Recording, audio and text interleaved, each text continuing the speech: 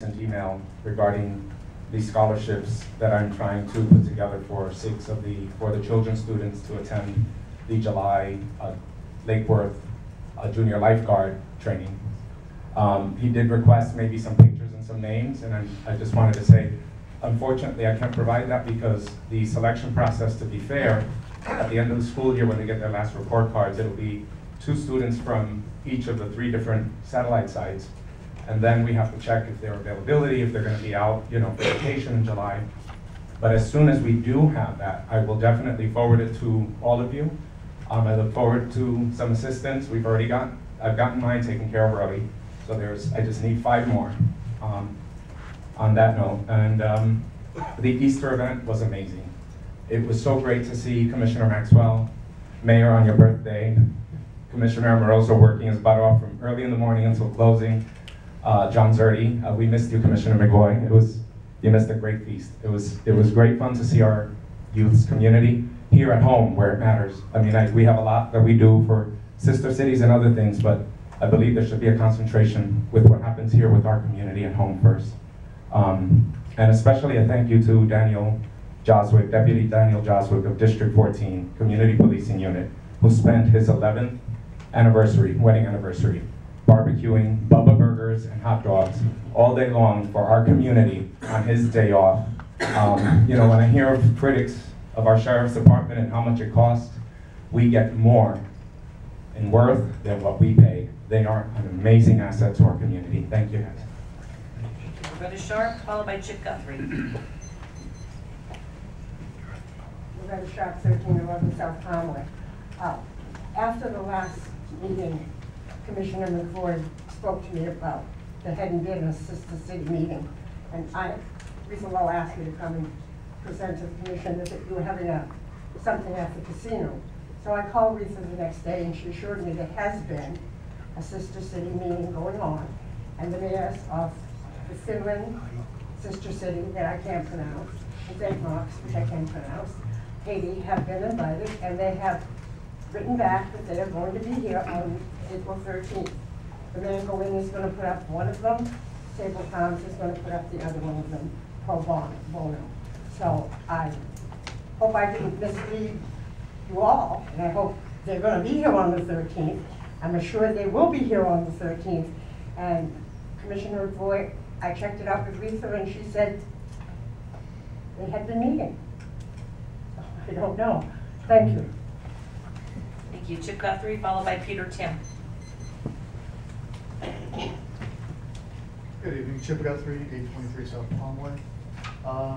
Speaking tonight on unagended items, and it's something I'd like to see on an agenda. I was hoping that I could get somebody to place an agenda item that discusses the possibility of bringing up the sale of the electric utility to FP&L. Officially inviting FP&L to come to the table and talk about what that could look like. I'd like each of you to address it tonight if you could, maybe put it on an upcoming agenda to have it put on for official discussion on an agenda. Thank you. Thank you. Peter Tim, followed by Greg Rice. Peter Tim, North Low Street. Yes, I attended a meeting last week in which I was informed that the ad valorem taxes now account for only 20% of all the money taken in Lake Worth. That is, we are on the dole to everybody else who is pitching in money to us to support our city. I am very upset because I pay more in taxes every year.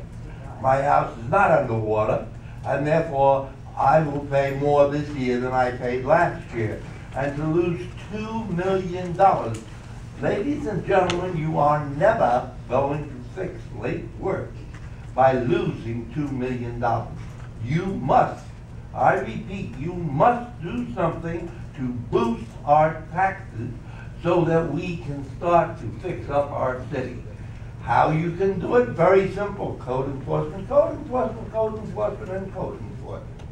And until you people actually go to work and do something, it ain't gonna happen. So please roll up your sleeves and get behind code enforcement and see that things are done. Thank you.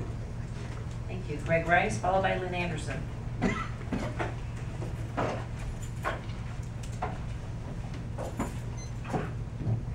red rice, the crown jewel of downtown.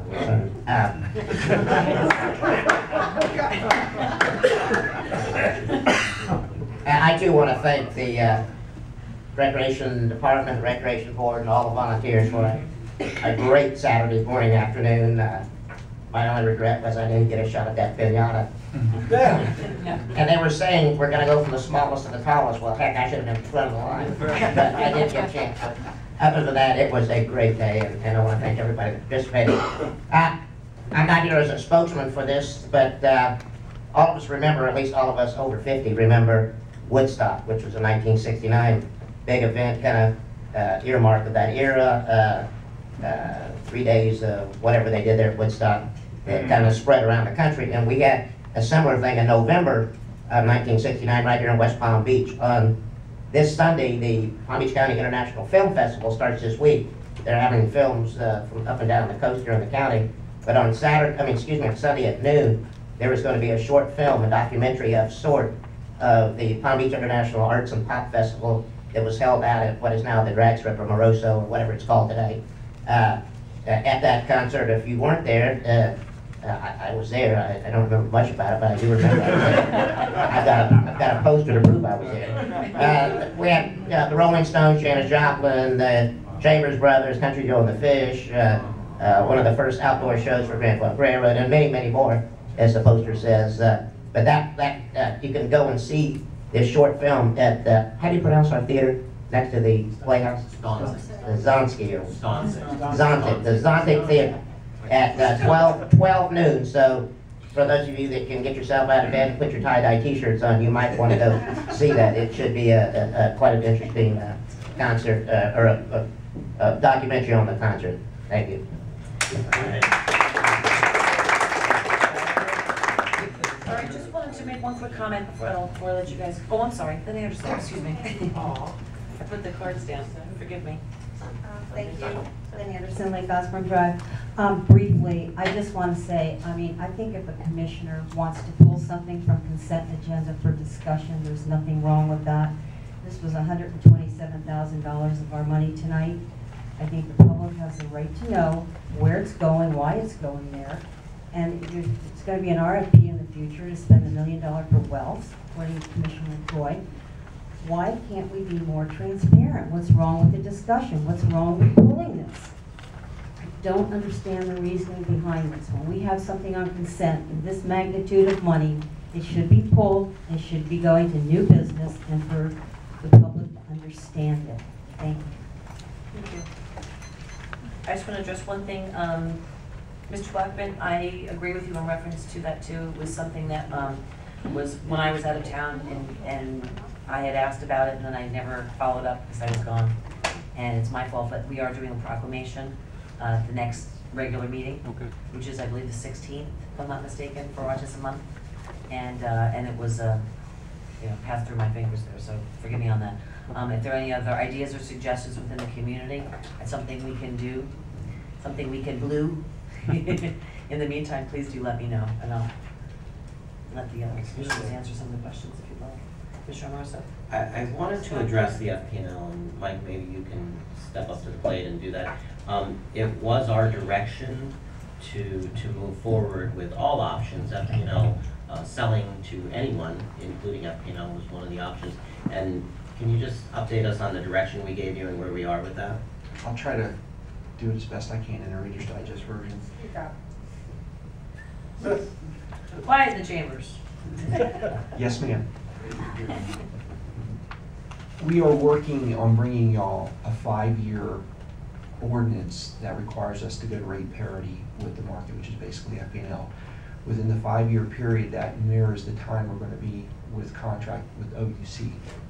During that period, and even at the last Electric Utility Advisory Board meeting, which is your spearhead group that's working on this, they are beginning the process to value the system with the intent of coming up with some number and considering all the things that need to be considered before you sell the electricity if you choose to do so. Also in that period of time, they're going to be looking at what to do with the Smith plant because it is old, it's costing us quite